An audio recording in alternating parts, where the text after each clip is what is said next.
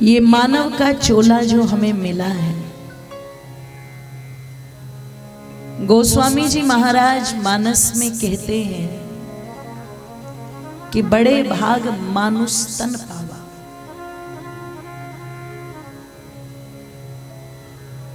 ये बात जो है केवल मानस में नहीं,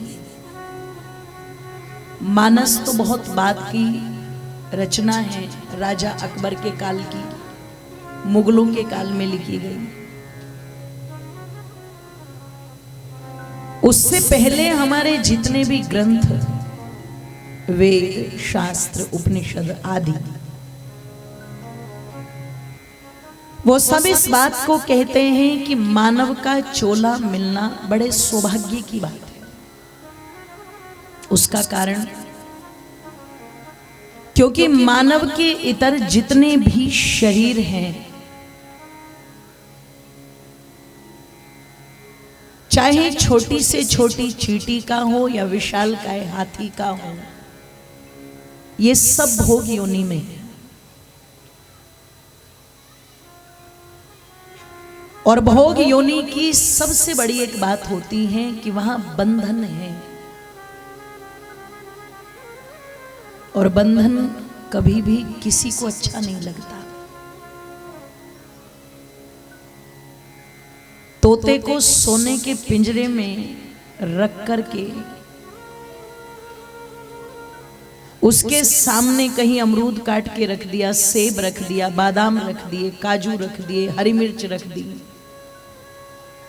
पर पिंजरे का दरवाजा खुलते ही उसे सबसे जो पसंदीदा चीज होती है वो उसके उड़ने की होती है। उड़ जाओ।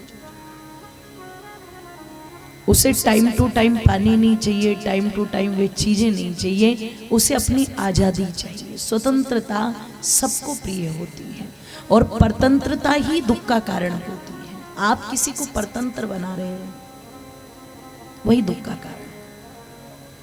तो भोग योनि भी एक ऐसी परतंत्रता है, एक ऐसा बंधन है कि जहां भोग भोगने हैं, कर्म कुछ नहीं। अगर है भी तो बस वो थोड़ा बहुत दिनचर्या, खान पान आदि उसी प्रक्रिया से जुड़ा हुआ है। पशु को भूख लगी, चारा खा लिया,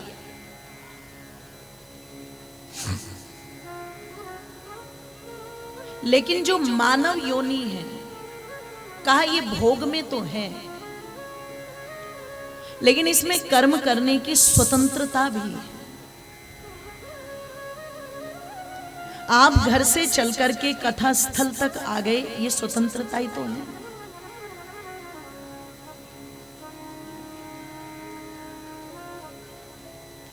आप अपनी इच्छा से भोजन कर रहे हो, अपनी इच्छा से पहन रहे हो, अपनी इच्छा से बोल रहे हो, अपनी इच्छा से मौन रह रहे हो, अपनी इच्छा से कुछ अच्छे कर्म कर रहे हो। ये जो स्वतंत्रता है कि आप कुछ कर सकते हैं, ये एक वरदान है।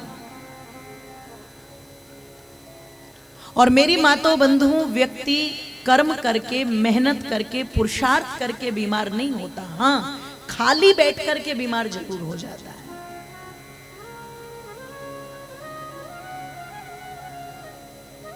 आराम तो केवल इतना कहा गया ऋषियों ने कि बस बैटरी डिस्चार्ज हो जाए तो उसे चार्ज कर लो, इतना आराम मिल जाए तो काफी है। और जिसको वास्तविक निद्रा कहा जाता है, कौन सी है वास्तविक निद्रा? एक निद्रा तो वो है आप लेटे हो, आपकी आंखें बंद हैं, आपका शरीर करवट लेकर के पड़ा हुआ है, लेकिन फिर भी एक रील चल रही है, आप किसी के पीछे भाग रहे हो, कोई आपके पीछे भाग रहा है, कहीं नाच रहे हो, कहीं रो रहे हो, कहीं लड़ रहे हो, कहीं झगड़ रहे हो, इस प्रकार के स्वप्न। और कभी उठ करके जब देखा सुबह तो ऐसा लगा जैसे सोए ही नहीं, थका हुआ शरीर। क्यों? उस समय भी चीजें चल रही थी, भाग दौड़ चल रही थी। निद्रा तो उसे माना पढ़ करके बोले मुझे पता ही नहीं रहा कि मैं कहा हूं, आनंद आ गया। अच्छा, पता नहीं है कि मैं कहां हूं, पर आनंद आ गया। ऋषि दयानंद जानते हो क्या कहते हैं? ये मोक्ष की थोड़ी सी एक झलकी है, जहां आत्मा को अपना भी आभास नहीं। अगर ऐसी नींद आपको 2-3 घंटे की आ जाए, बोले वो बहुत है बस। और वो कब आती है? थोड़ा सा इधर लेट लिए, थोड़ा सा इधर लेट लिए, थोड़ा यहाँ बैठ लिए, थोड़ा वहां बैठ लिए, वो उनको नहीं आती। वो उनको आती है जिसने अपने शरीर को रई बना रखा है, उसे पता ही नहीं कि आराम क्या है। लोगों ने तो फिक्स कर रखा है ना, अच्छा खाने के बाद में ओ चलो आधा घंटा तो सो ही लेते हैं।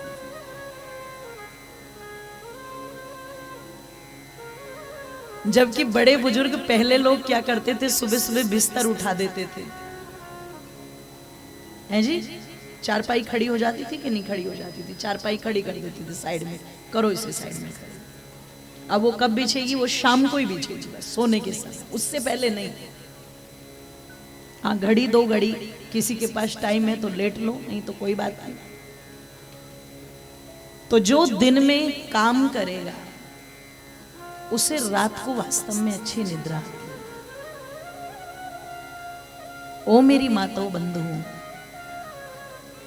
कहा अगर वो 2-3 घंटे की भी अच्छी नींद आ रही है जिसमें हमें ये पता ही नहीं कि हम कहां हैं,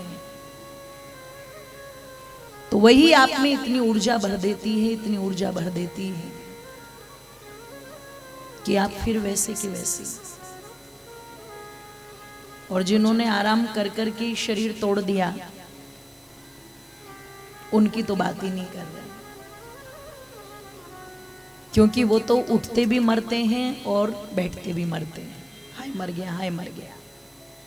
खाते भी मरते हैं और भूखे रहते भी मरते हैं, सोते भी मरते और ना सोते भी मरते। तो परमपिता परमेश्वर ने ये जो शरीर मानव को दिया कि कर्म कर, कर्म के बिना मत रहे। कुर्वन्न वेह कर्माणि जिजीविषेच्छतम समा एवै तो नान्यथे तो अस्ति न कर्म लिप्यते नरः। कर्म कर, और कर्म करते समय भी एक बात का विशेष ध्यान रखना कि कौन सा कर्म मुझे बंधन से छुड़ाएगा और कौन सा कर्म मुझे बंधन में बांधेगा।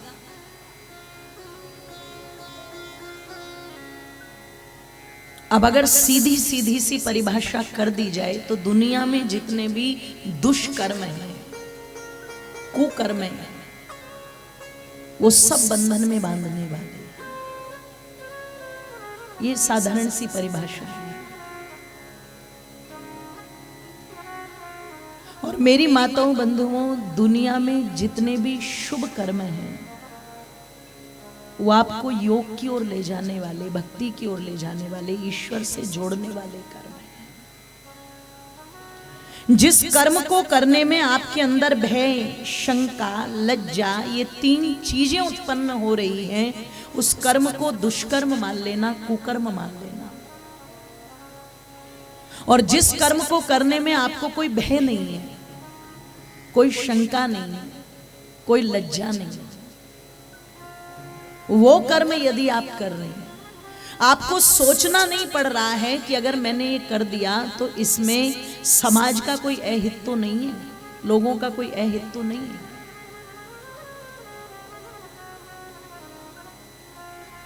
ओ मेरी माताओं बंधुओं, वही कर्म शुभ कर्म है।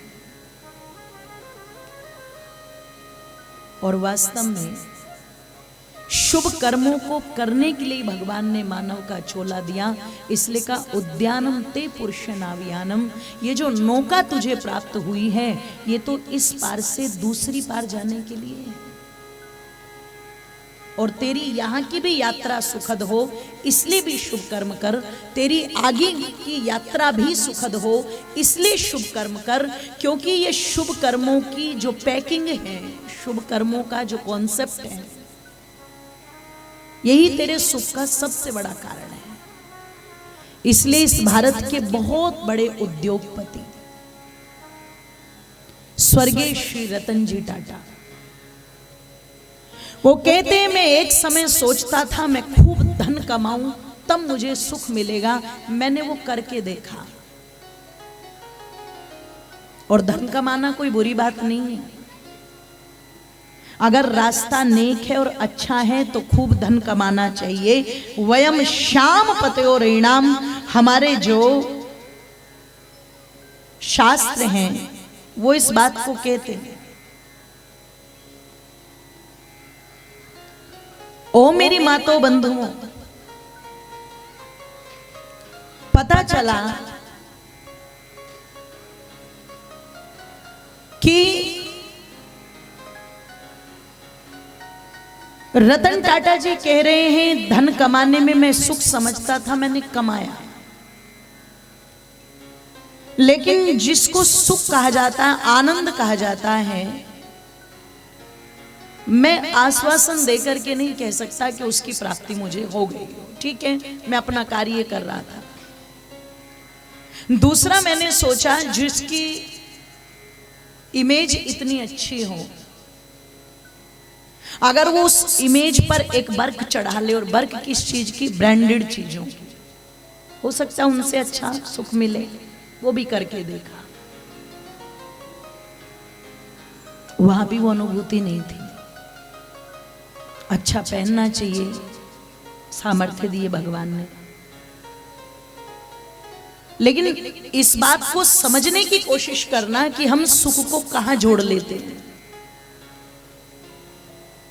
बोले धन कमाने की बात आई, धन भी कमाया,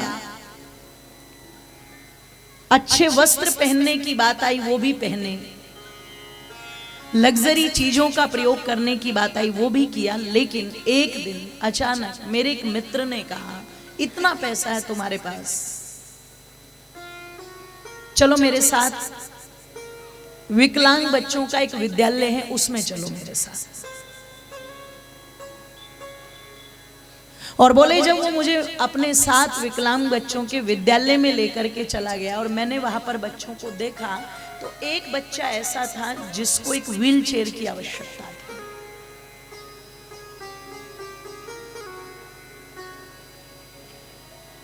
मैंने ये घोषणा कर दी अपने मित्र से, इस बच्चे को तो व्हील चेयर में दिलवा दूंगा, ये लो पैसे और खरीद के दे देना। इसने कहा खरीद के मैं क्यों दूं, तेरा नौकर हूं मैं, दोस्त हूं मैं तेरा, तुझे अपने साथ यहां लेकर के आया था दिखलाने के लिए, अगर तुझे व्हील चेयर देनी है तो अपने हाथ से दे इसको लेकर के। तुरंत व्यवस्था की गई, एक व्हील चेयर मंगवाई, और कहते हैं अपने हाथ से श्री रतन टाटा ने कि मैंने उस बच्चे को उस व्हील चेयर पर बैठाया, और जब उस व्हील चेयर पर बैठाया, वो बच्चा मेरे पैर पकड़ करके, पैरों पर हाथ लगा करके मुझे कहता है, मैं आपको एक बार देखना चाहता हूं और आपका नाम पूछना चाहता हूं। मैंने उस बच्चे की ओर मुस्कुरा करके देखा, उसे अपना नाम बताया और पूछा कि तुम मुझे इतने ध्यान से क्यों देख रहे हो, मेरा नाम क्यों पूछ रहे हो? बोले ताकि मैं स्वर्ग में चल करके आपसे मिल पाऊं, इसलिए आपको देख रहा हूं। श्री रतन टाटा जी लिखते हैं, मेरे जीवन की वो घटना ऐसी घटना थी जिसने मेरे रोम रोम को प्रभावित कर दिया। जो उस समय मेरे साथ मेरे शरीर में हो रहा था, मेरे मस्तिष्क में हो रहा था, मैं उसको बता नहीं सकता, लेकिन जितना जीवन का सुख और आनंद मुझे उस दिन मिला, उससे पहले मैंने उसकी अनुभूति कभी नहीं की थी।